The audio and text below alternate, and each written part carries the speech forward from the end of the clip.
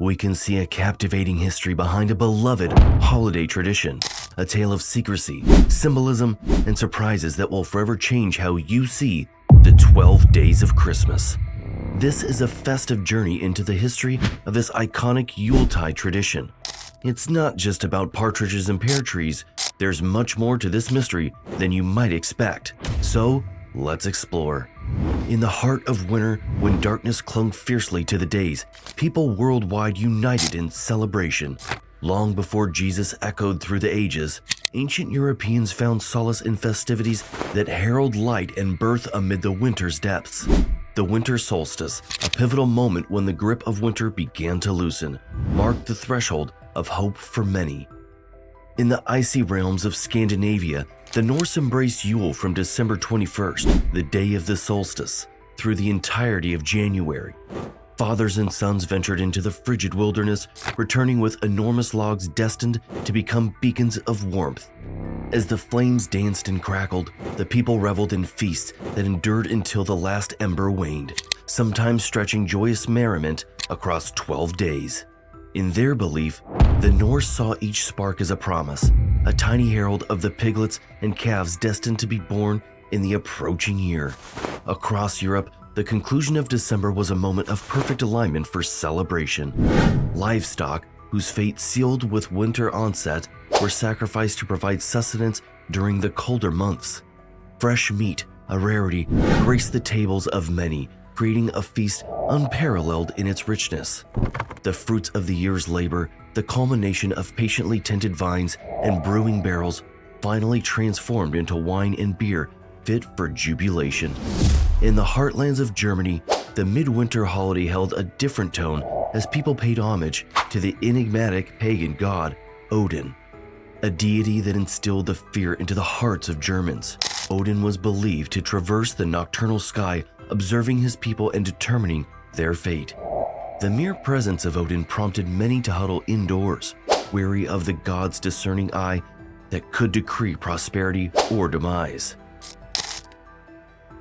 In the heart of Rome, where the chill of winter held a gentler sway than in the far reaches of the north, a month-long spectacle unfolded, a grand celebration known as Saturnalia. The air tingled with anticipation, heralded the week leading up to the winter solstice, transforming the eternal city into a haven of hedonistic indulgence. In honor of Saturn, the god of agriculture, the Romans cast aside the shackles of routine, embracing a topsy-turvy world where feasting and revelry reigned supreme. During this extraordinary time, the societal order underwent a miraculous inversion. The enslaved, burdened by the weight of their chains, found reprieve in the form of temporary freedom. The chasm that normally separated the classes was bridged, if only for a fleeting moment, as all were equal in the eyes of Saturnalia. The bustling streets, adorned with the echoes of joyous laughter, witnessed a collective pause as businesses and schools shuttered their doors. Regardless of station, every Roman was beckoned to partake in the festivities that unfolded like a tapestry of merriment. As the winter solstice loomed, another celebration unfolded, the enchanting Juvenalia, a feast dedicated to honoring the cherished children of Rome. Adorned in festive attire, the city's youth became the focal point of affection and celebration. Yet amid the festivity, the elite classes reserved a special reverence for December 25th, the birth of Mithra, the god of the unconquerable sun. In the hallowed belief that Mithra emerged as an infant god from the very heart of a solid rock, this day became sacred to many Romans. The air buzzed with the whispered tales of Mithra's miraculous birth, and for those who held this celebration dear, it marked the pinnacle of the annual calendar.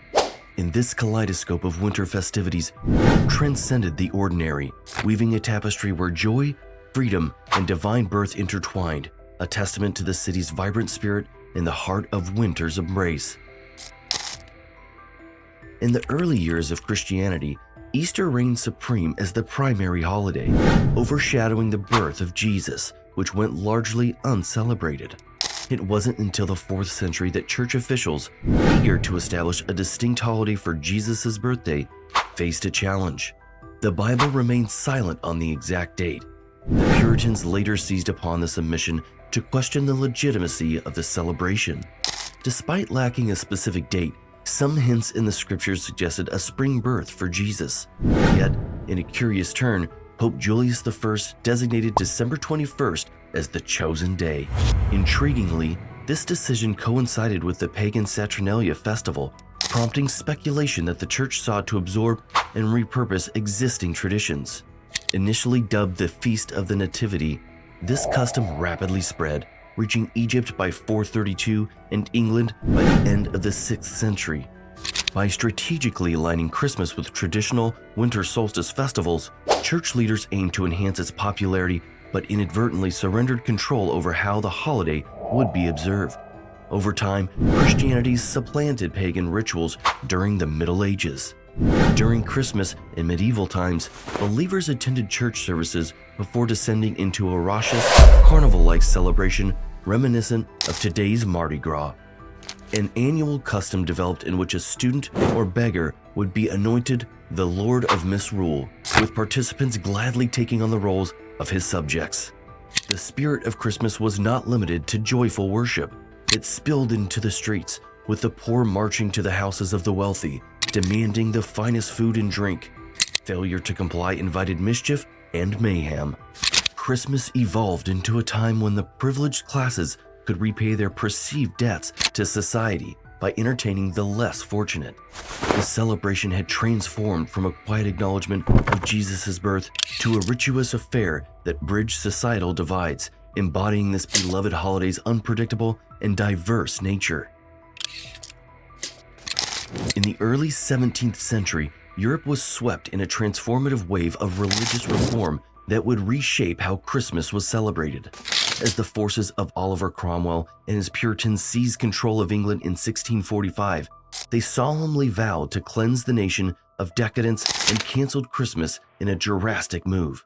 The Yuletide festivities were silenced and the air grew cold without joy. However, the people's voices could not be silenced for long. Driven for a resounding demand for change, the monarchy was restored, and with it came the revival of the beloved holiday under the reign of Charles II. Christmas, once banished, returned triumphantly to England, filling the streets with warmth and celebration.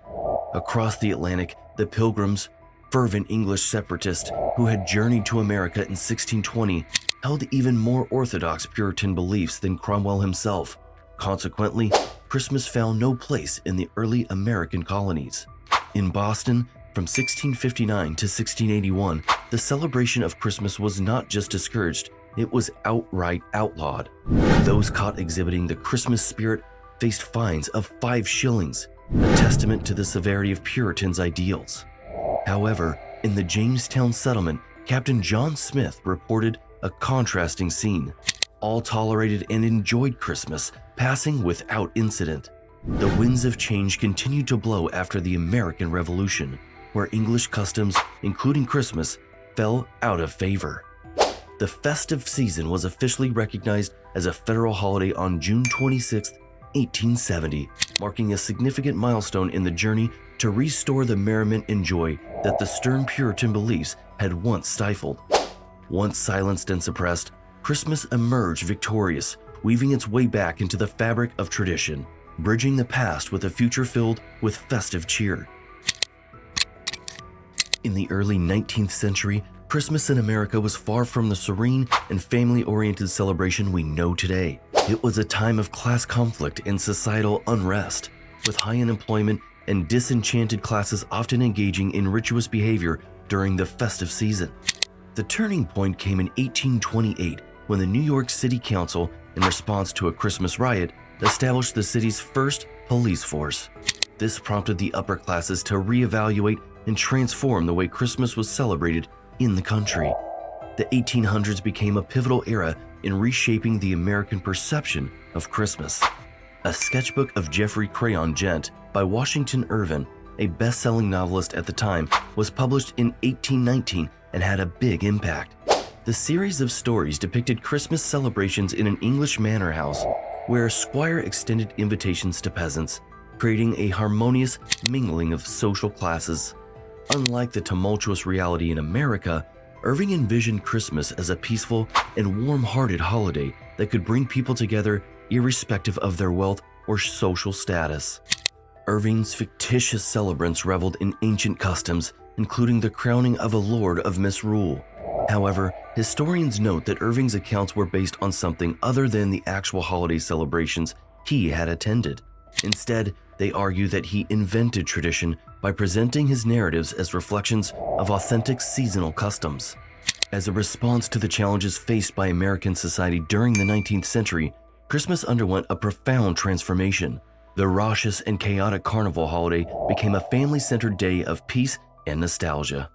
The amalgamation of societal shifts, the establishment of law and order, and the influential writings of figures like Washington Irving played a crucial role in shaping the Christmas we know and celebrate today in the United States.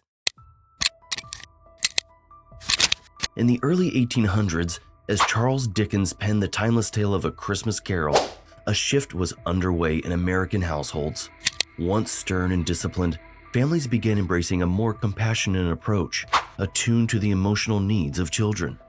Christmas emerged as a pivotal day, allowing parents to shower attention and gifts upon their little ones without fear of spoiling them.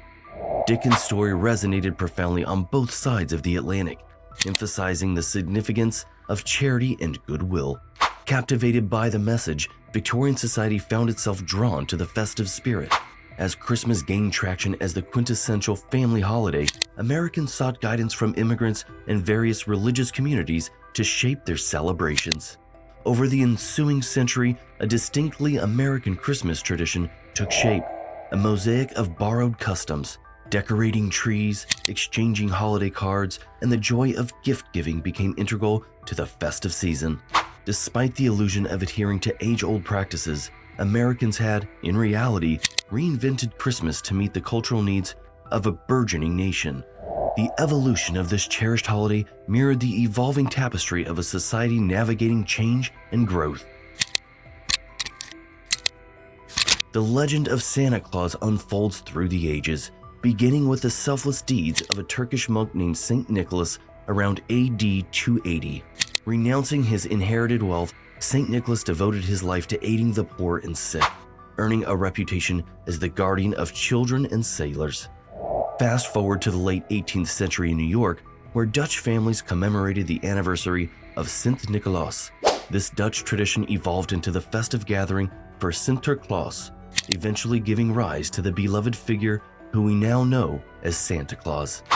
In 1822, Clement Clark Moore, an Episcopal minister, penned the famous Christmas poem, "'Twas the Night Before Christmas," solidifying Santa's image as a cheerful man flying on a reindeer-drawn sled to deliver joyous gifts. The iconic portrayal of Santa Claus was a rosy-cheeked, white-bearded visage, and a sack of toys became eternally etched in 1881. Thomas Nast, a political cartoonist, drew inspiration from Moore's poem, creating the enduring image of Old Saint Nick that continues to enchant hearts worldwide. What do you think of this historic journey? Tell us in the comments, and remember to subscribe, hit the bell icon, like, and share our videos for more awesome content. Thanks for watching.